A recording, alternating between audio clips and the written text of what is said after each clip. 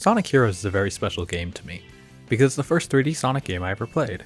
It was the first time I ever saw modern Sonic. His green eyes and Ryan Drummond's too cool voice blew my mind as a kid. I would end up hearing Jason Griffith's take on the character for most of my childhood.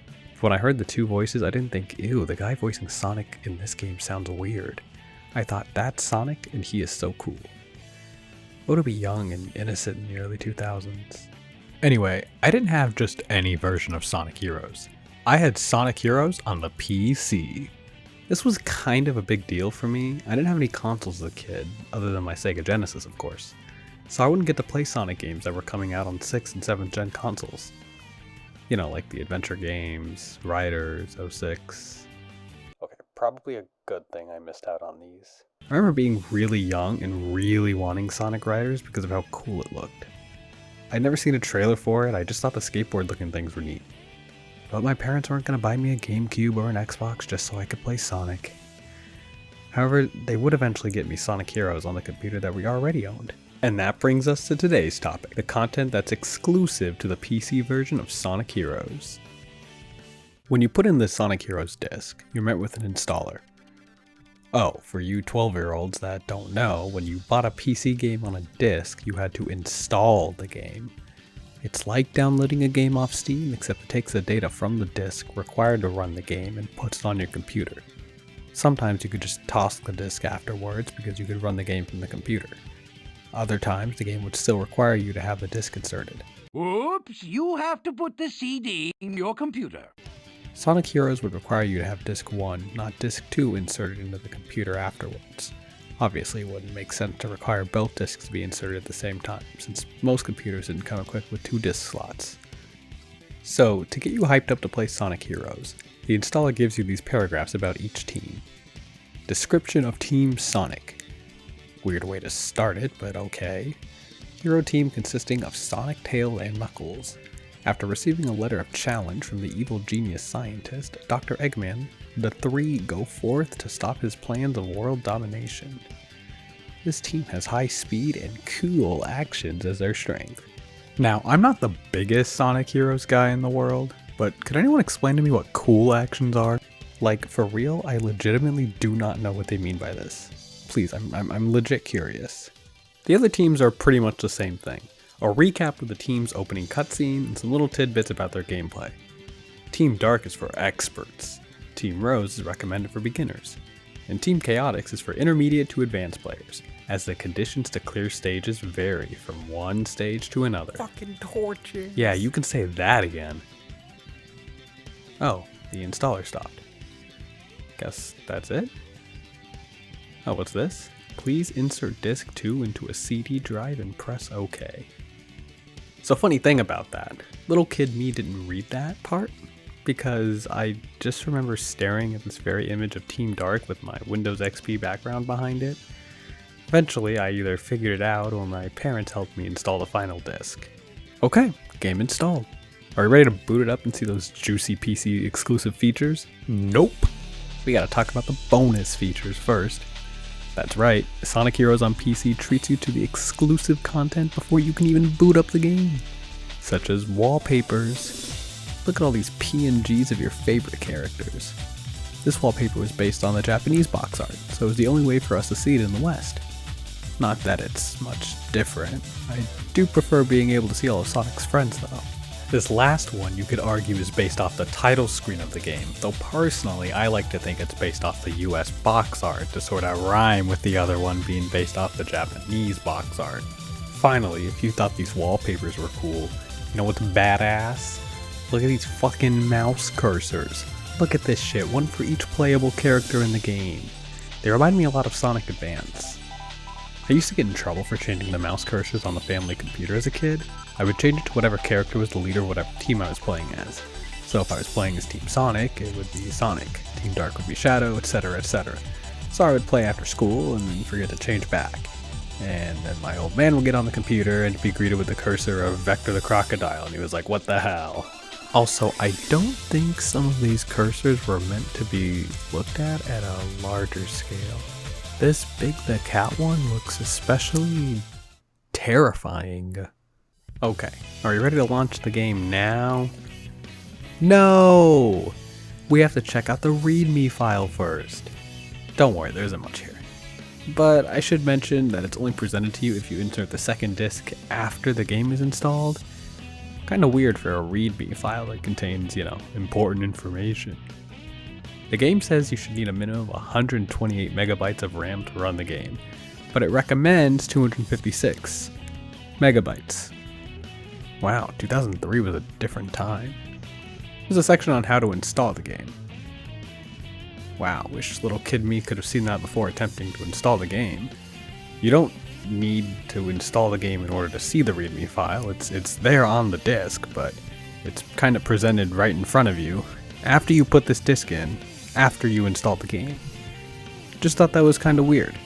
It also mentions that you can adjust the sound volumes for each sound in-game or in the basic volume control in the settings menu. Which, isn't something to take for granted nowadays. A lot of new Sonic games don't even have that. Though it was weird, I couldn't really find anything in Sonic Heroes game settings that let you do that, but you can do it from this outside menu, which is, 1 point for 2003, 0 points for 2021. When you finally launch the game, there is a little options menu that gives you some basic customization. Pretty standard stuff. This is where I found those audio settings. You can remap your controls, which a lot of the Steam PC ports don't even let you do unless you're playing on keyboard.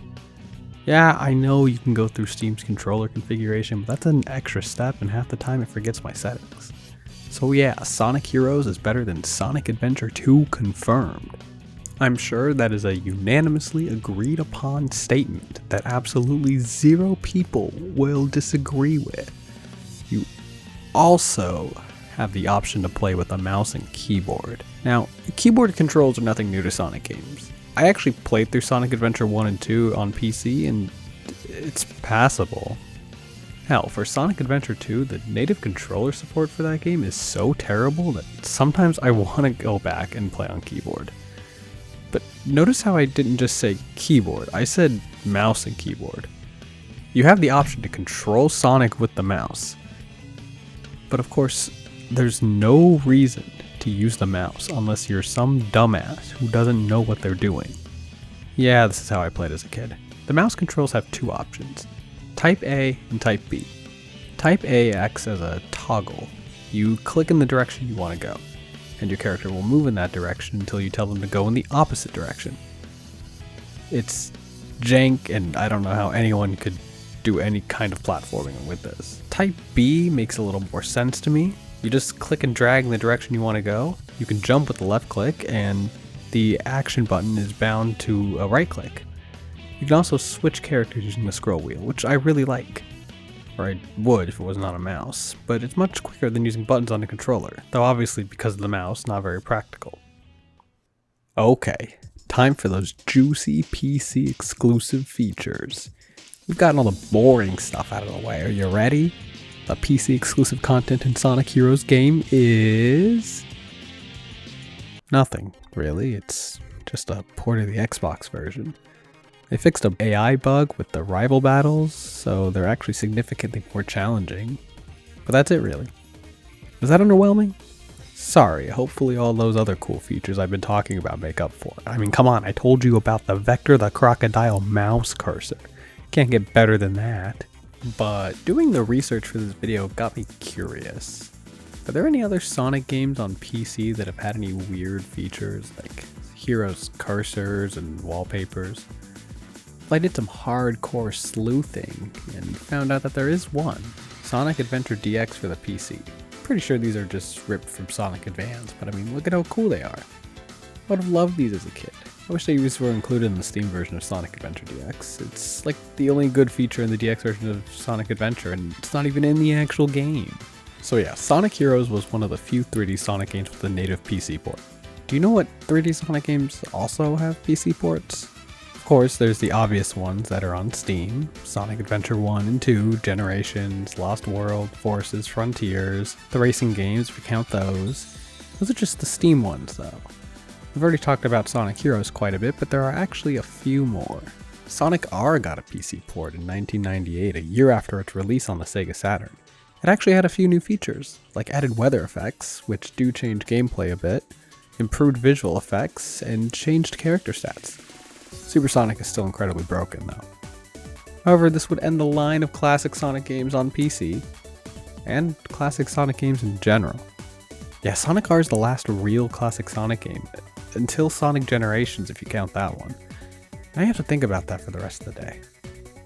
The first Sonic Riders game was also released on PC. The console version was released in February of 2006, but the PC version was released in November to celebrate Sonic's 15th anniversary. I wonder why no one talks about this then.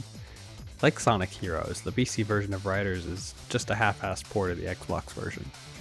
Want to know about its exclusive content? Well, according to my special source, the game has DRM, which makes it so you can't play the game on modern hardware. God damn it! Even in 2006, Sega was being shitty and adding fucking de novo, whatever DRM they wanted to their PC ports. You know, I wonder if this is why we didn't get any PC versions of mainline Sonic games for 5 years. However, there is one thing worth talking about in the PC version of Sonic Riders, and that's the fact that the eyes on the model of every character don't move, causing them to just stare forward the entire time. Here's some screenshots I stole from the cutting room floor. I couldn't find any video footage of it happening online, but if I ever get my hands on a PC copy, I will record video of it happening, I promise you that. I also tried to find out if there were anything like mouse cursors or wallpapers that came with the game, but I couldn't find anything. Well, we got a little off topic at the end, but yeah, I just think it's neat how some older games had bonus content you could use outside the game. It's basically never done now. I don't care that you can just look it up online. Think about little kids who don't know how to use a computer yet. This is their way of discovering this kind of stuff. The only exception I've seen to this is Persona 5 Strikers having this like side application to access the bonus content. This sucks. I don't want to have to open a side application just to listen to a song. That's dumb. In conclusion, Sega, let me change my mouse cursor to Sonic the Hedgehog again.